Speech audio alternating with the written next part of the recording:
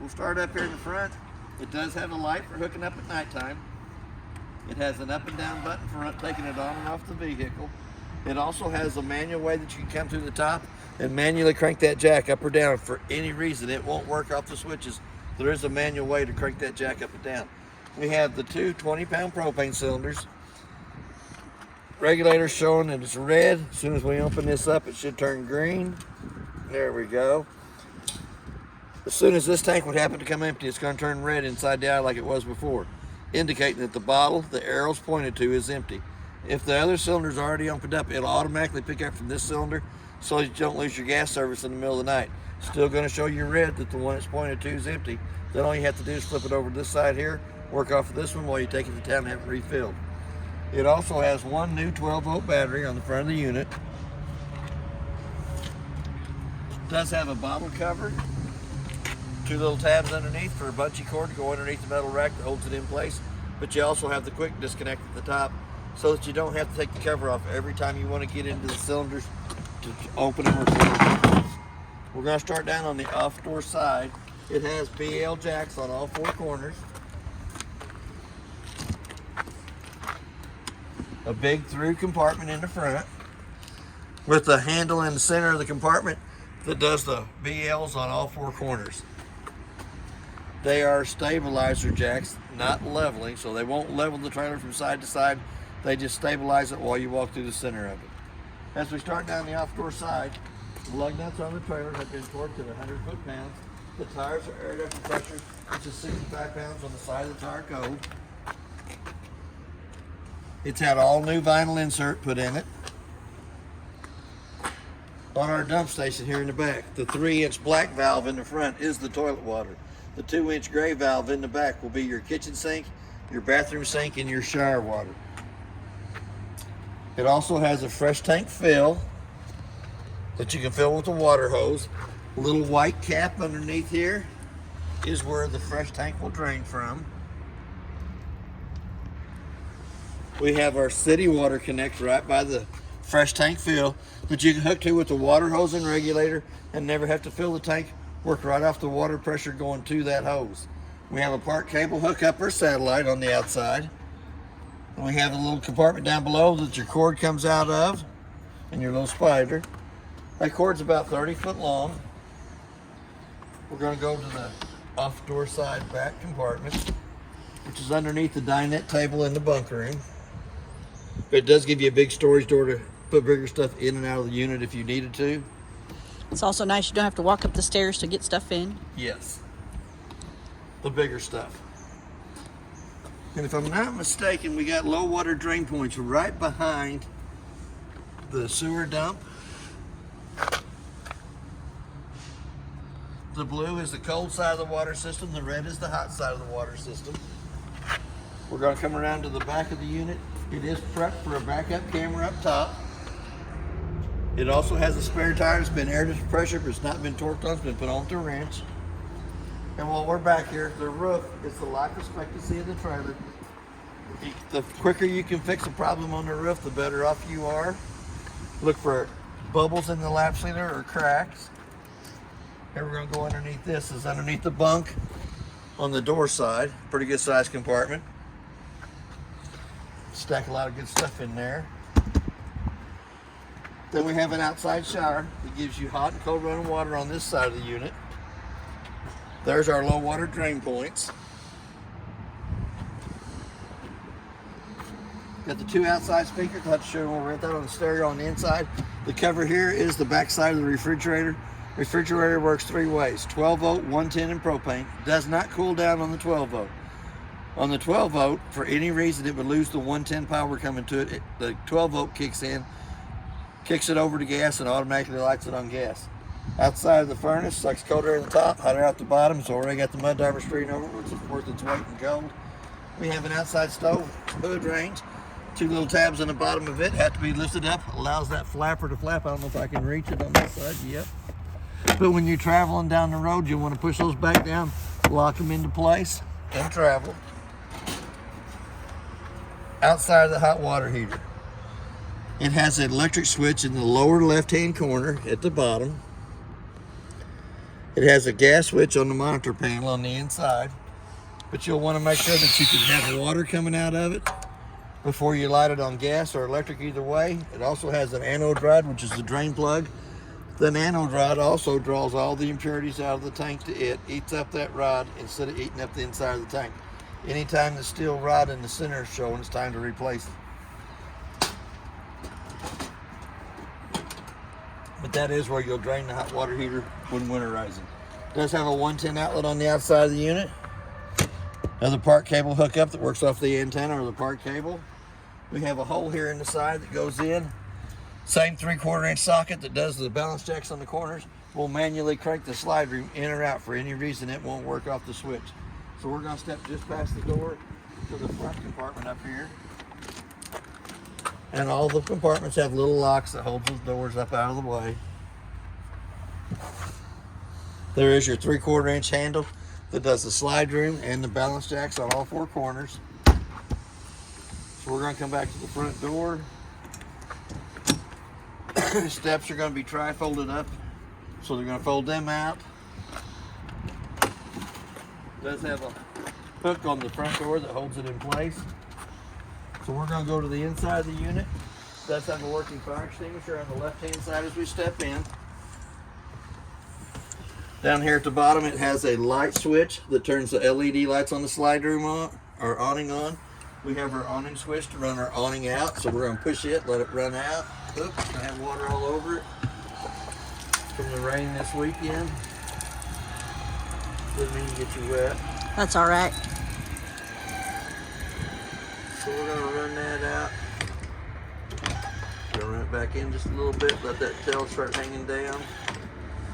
It does have a pinch point on each one of the arms down at the bottom that you can pull down against.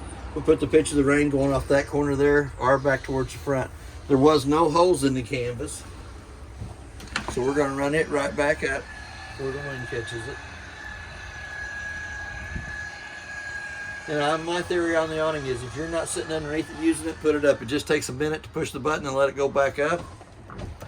And then we got our switch for our slide room to run our slide room in and out. We're going to come back up to the top. One more light switch at the top turns the center row of lights in the living and kitchen area on. We're going to come down to the monitor panel. We're going to check our battery voltage. Shows you that it's fully charged. To get an accurate reading on the battery, you really need to have the 110 line unplugged and then push the battery button. Freshwater tank showing that it's empty. Black tank shows that it's empty, and the gray tank shows that it's empty. As they fill up, they'll show 1/3, 2/3 full. The 2 red switches at the bottom, the one on the left-hand side actually turns the hot water heater on gas. Little red button comes on. It's going to stay on for about a minute. Once it goes off, the hot water heater will go through 3 lighting processes to light on gas. For any reason it does not light, that little red light's going to come right back on. Red button on the right-hand side is the pump switch. It turns the water pump on between the freshwater tank and the faucet, and it'll illuminate red when it's on. It does have a 110 outlet that is also GFCI protected right down below it. All the rest of the lights in the unit have to be turned on by hand. They have little push buttons in the center. It does have a little cutting board table, have a rack for the side. It does have the 2 plugs for the sink. We also have hot water on the left side, cold water on the right side of that. Pretty good sized cabinet space up above there. You can add a lot of little snacks in it. Pretty good sized cabinet space down below that also accesses us into the water pump. The water pump has 2 valve bypass on it. One that shuts the tank off so the pump ain't sucking from the tank, and the other one opens up the hose that goes down into your antifreeze jug so that you can suck antifreeze through the whole system. And right to the right hand side of that is the back side of the hot water heater. 2 wide valves on the hot water heater. Both of them are pointed right towards the tank right now. When you get ready to winterize, you'll turn those valves sideways, which makes a loop at the back of the hot water heater so that you don't have to fill the hot water heater with antifreeze. Pretty good sized little spoon drawer there. Pretty good sized shelf underneath it. Let's slide this back over. Microwave. About the only thing I can tell you about the microwave is I do warm my coffee up when I work in it. It does have a clock button. Let's say it's 10:30. Hit that clock button again to the 2 center eyes is flashing. The only reason I ever set the time on the microwave is if I'm working on it and I have to leave it for a certain amount of time to come back to it, if it doesn't have the proper time. Usually here at the store, it's because somebody's unplugged my trailer, plugged theirs in, realized what they'd done, unplugged theirs and plugged mine back in. Does have a light for the stovetop and a fan. For the fan to work properly, the 2 tabs on the outside vent have to be lifted up, allows that flapper to flap on it.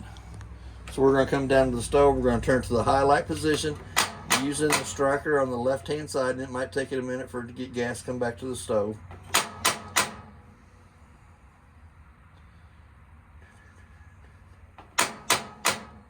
Let's do the center one because it does gas faster.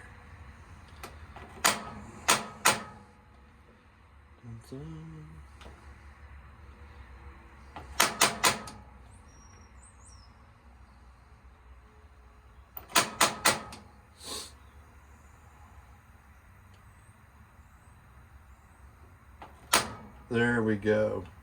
Sometimes it takes a little while to pull gas back from the bottles up front. Turn to the highlight position using the striker on the left hand side to light those. We'll light all 3 burners up on top. But when we go to the oven down here below, it doesn't have a striker down here on it, so it does have to be lit by hand. So you push down on the button where it says pilot, come down right below it.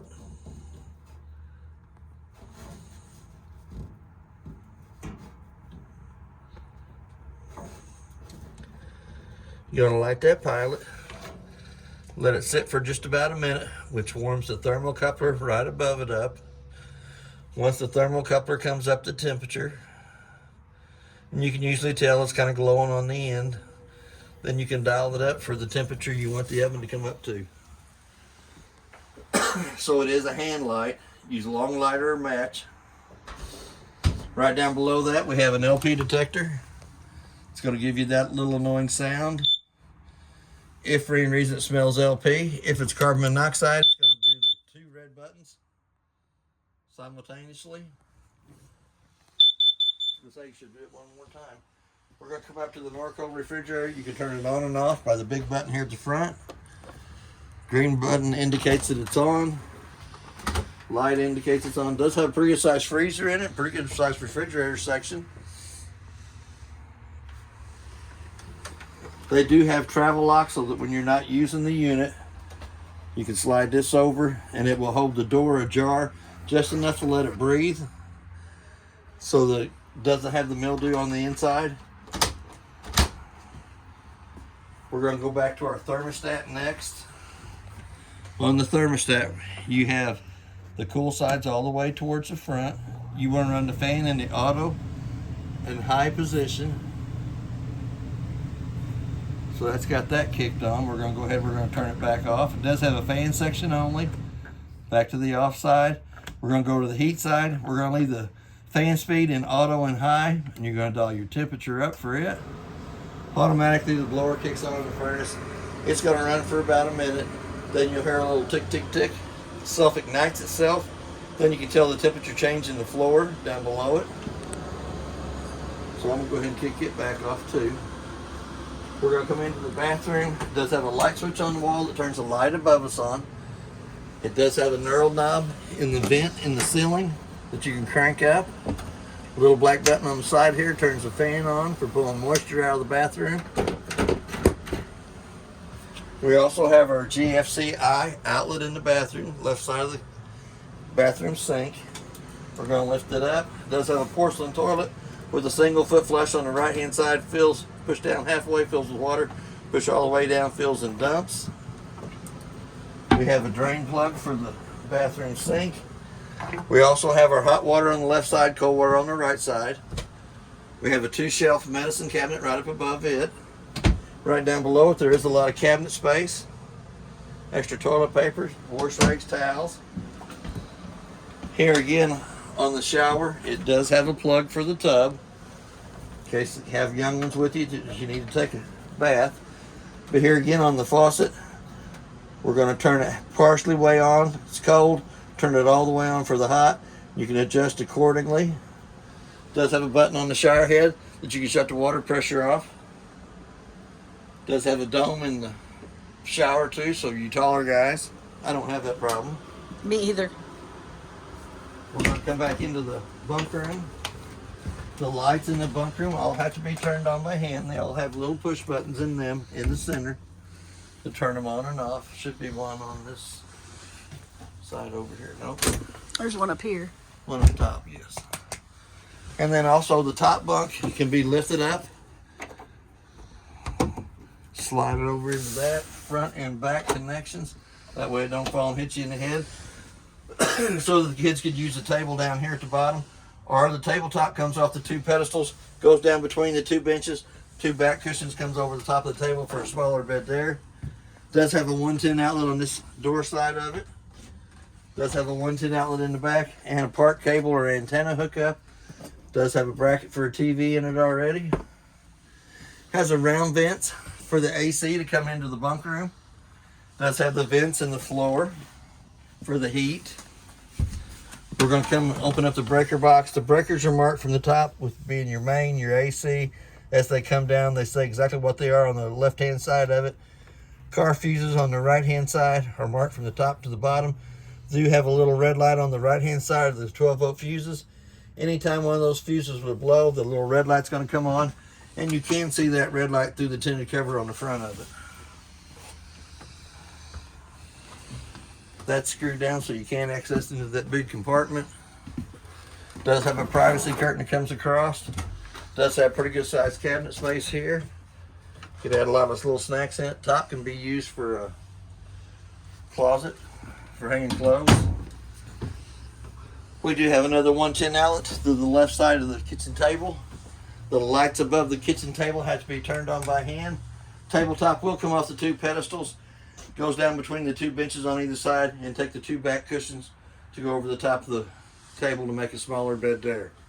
Also has a fold out couch. A little button in the center to open it up. The windows in behind the couch aren't marked as a fire escape window, but they will open up. Screen comes over too. Gives you a pretty good sized window to go out of if you had to, since that is a bedded area. Got the shades. We're going to come up into the cabinet. It does have a lot of space for DVDs and stuff like that. It does come with a DVD that's going to tell you everything that I'm telling you, probably a little better English, but it does the fifth wheels and the travel trailers. And that will play between the stereo and the TV. You also have your speakers A, B, which is very interesting. A, B, and C, and it was a little bit loud. We do have the remote for the TV. And if I'm not mistaken, the other day when we programmed the TV, I think it got 42 channels.